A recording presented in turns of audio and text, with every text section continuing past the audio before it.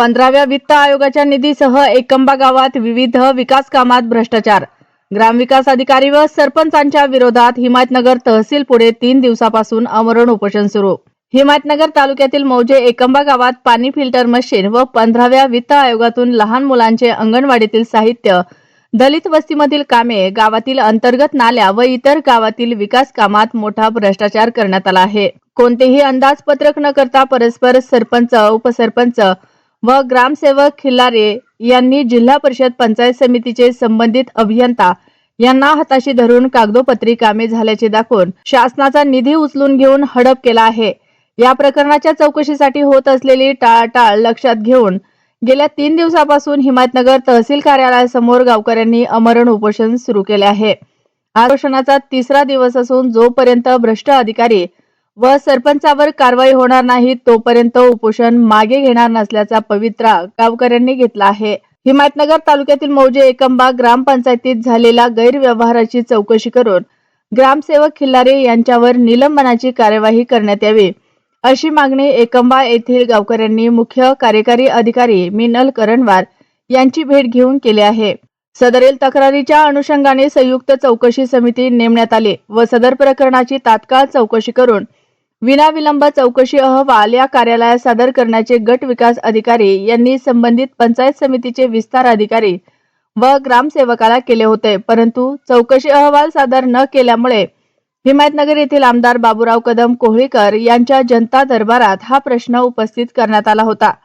जोपर्यंत गावाच्या विकासासाठी उपलब्ध झालेल्या निधीचा अपहार करणाऱ्यावर कार्यवाही केली जात नाही तोपर्यंत आम्ही उपोषण मागे घेणार नाही असा पवित्रा एकंबा येथील यशवंत मारुती वाघमारे व इतर गावकऱ्यांनी घेतला आहे.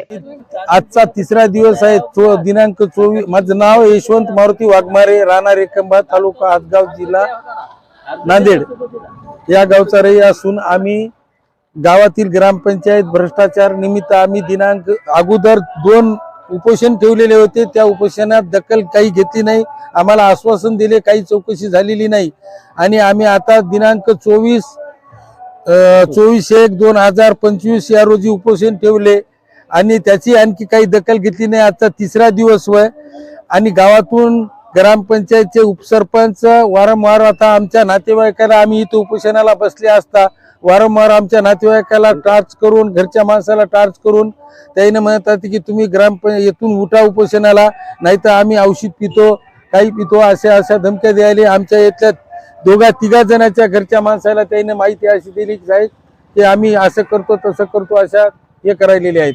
आम्ही पोलीस स्टेशन पोलीसवाल्याला सुद्धा सांगितलेलं आहे. पोलीसवाले म्हणाले लेखी म्हणजे त्या मोबाईल मध्ये हे राहू द्या म्हणून म्हणाले. त्याने साध्या मोबाईलवर आमच्या पत्नीला फोन केला होता साहेब, त्याच्यामुळे भरता नाही तर आमची पत्नी आम्हाला फोन करून सांगली.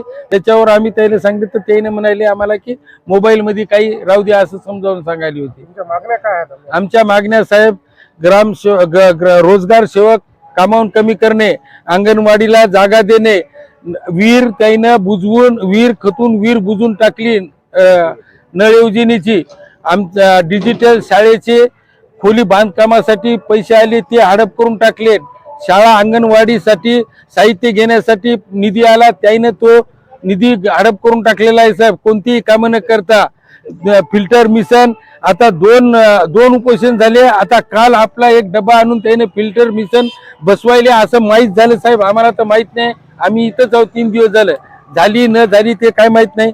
बाकी नाली बांधकामात बोगस काम करून त्यानं निधी हडप करून टाकलेला आहे साहेब, दुनियाचा उचलून त्याने. त्यावेळेस ग्रामसेवक कोण होता? ग्रामसेवक खिलारे साहेब होते सर. त्याच्या कार्यकाळामध्ये हे भ्रष्टाचार हो, ग्रामसेवक खिलारे यांच्या कार्यकाळामध्ये भ्रष्टाचार झाला.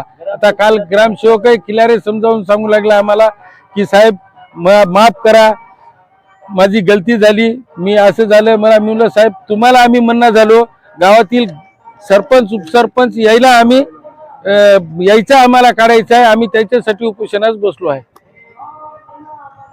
उपोषण सुरू आहे. काय मागणी आहे? किती दिवसापासून? आम्ही आज उपोषणाचा आमचा 3रा दिवस आहे. आम्ही 24 तारखेपासून इथे उपोषणात बसलेलो आहोत. परंतु हे झोपेचे सोंग घेणारं प्रशासन कुठल्याही प्रकारची दखल घेत नाही आहे. कुठलाही अधिकारी आमच्याजवळ आलेला नाही आतापर्यंत. आम्ही आज 3रा दिवस या थंडीमध्ये, कडाक्याच्या थंडीमध्ये आज इथे उपोषण करत आहोत. आज 26 जानेवारी सगळा देश प्रजासत्ताक दिन साजरा करत आहे, परंतु आपल्या इथं या उपोषणाची दखल घ्यायला कोणी तयार नाही. भ्रष्टाचारी सरपंच, उपसरपंच आणि ग्रामसेवक याच्यावर कोणीही कारवाई करायला तयार नाही. याच्यामध्ये सगळे अधिकारी, प्रशासन हे सगळे झोपेचं सोंग घेऊन नाही का म्हणजे कुठलीही कार्यवाही करत नाहीत. आम्हाला न्याय पाहिजे, आम्हाला कोणीही न्याय द्यायला तयार नाही.